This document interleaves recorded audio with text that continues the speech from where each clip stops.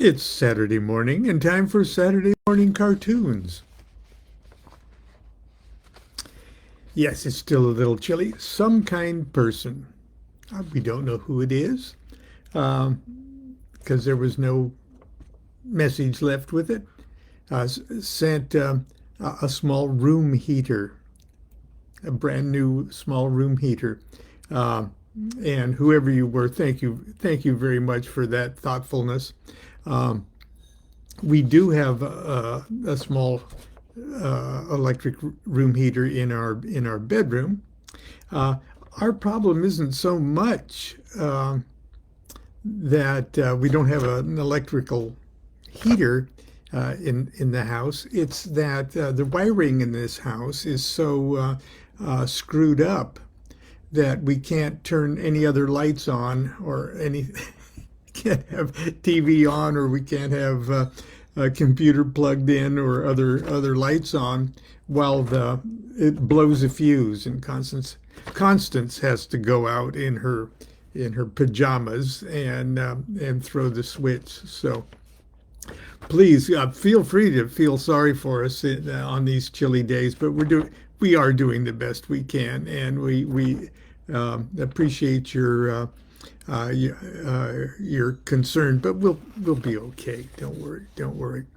Um, we were invited to dinner last night with some local thelemic magical friends, and we had just had a wonderful time in honor of, or in observance of, Crowley's Greater Feast Day. Crowley died on December 1st, 1947. And he loved curry. And at his wake, Frida Harris, Frida Lady Harris, threw a party, a Crowley curry wake at her home. So in honor of that, a good friend, Taryn James, who was just a master chef, and several other friends made a curry wake for us. A wonderful fish prawn curry. Thank you, guys. We had a wonderful time, and it got us reminding. We were sitting around the table talking, and we happened to mention the because not all of the people there. Some people there were complete carnivores. Someone was there who was sort of a non-gluten kind of person, and another one was vegetarian or vegan, and there was just all sorts of dietary things there.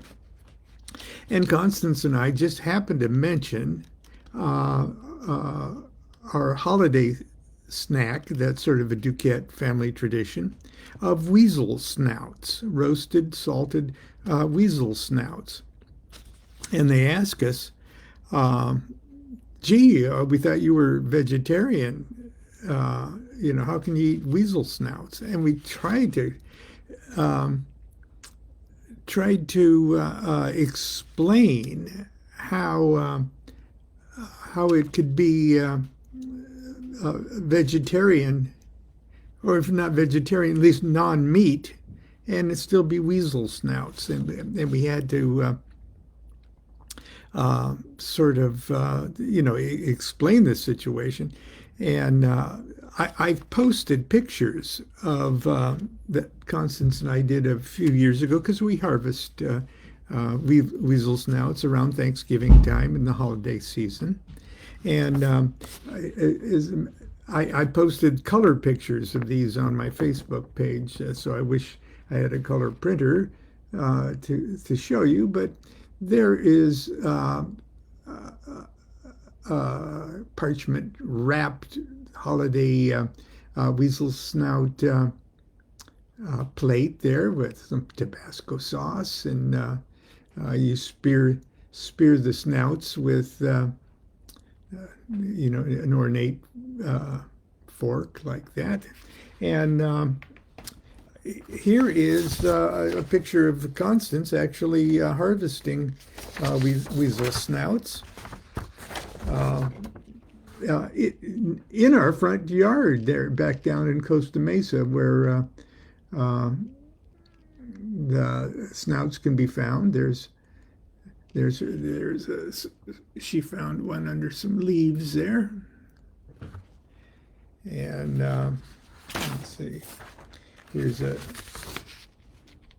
there, she spotted one, see, on that leaf. And she was digging around there. So I think we've got other pictures of the it's called snouting.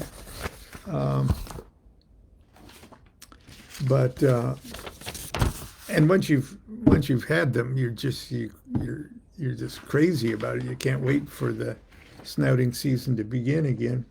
So here's the caption to those pictures that I put on Facebook about maybe 5-6 years ago, or longer maybe.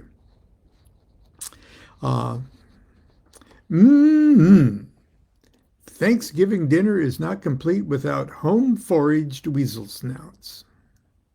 A tasty meat snack that is harvested without injuring, harming, or even irritating a living creature.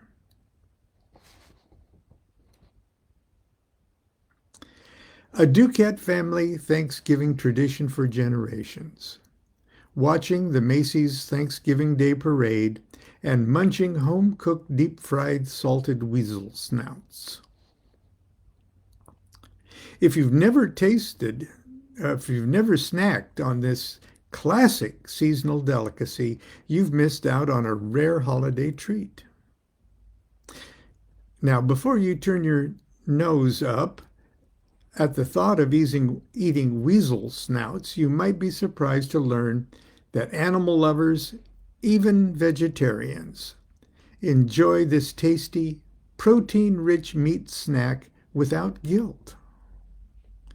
No weasels are ever harmed, molested, exploited, or even inconvenienced during the harvesting process. Zoologists have known for centuries that the Central European weasel sheds its dark snout each autumn and quickly generates a new white snout to better conceal itself from predators in the snows of winter. The truffle-sized nuggets are quickly concealed and protected by the colorful fallen leaves, and that's where Constance is harvesting them, in the fallen fall leaves. Truffle-sized nuggets are quickly concealed and protected by the colorful fallen leaves and antiseptically cleaned of mucus by hungry forest ants before being left to ripen unmolested. My mouth is just watering talking about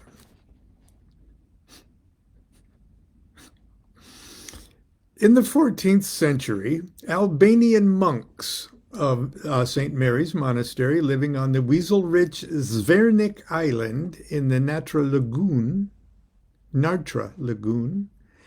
discovered the delightful taste and curious health benefits of weasel snouts, and for 500 years reserved their consumption as an autumnal Eucharist accompanying their evening Pater Nosters.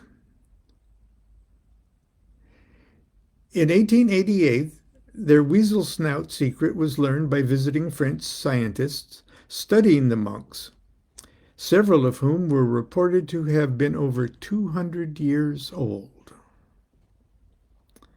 From then on, weasel snouts have been the savory, salty autumn aphrodisiac longevity treat of gourmets everywhere.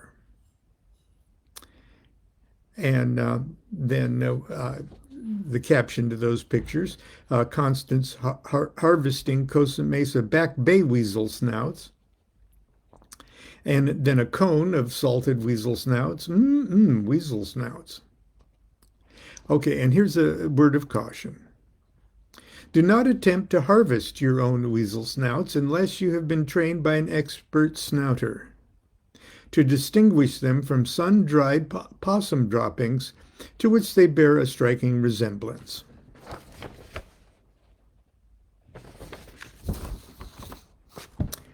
So go out and get them. And that's Saturday morning cartoons. We'll see you tomorrow for Sunday school. Until then, continue to be good to yourself. Take time to be good to yourself. I'm telling this to myself. Do what thou wilt shall be the whole of the law. Love is the law. Love under will.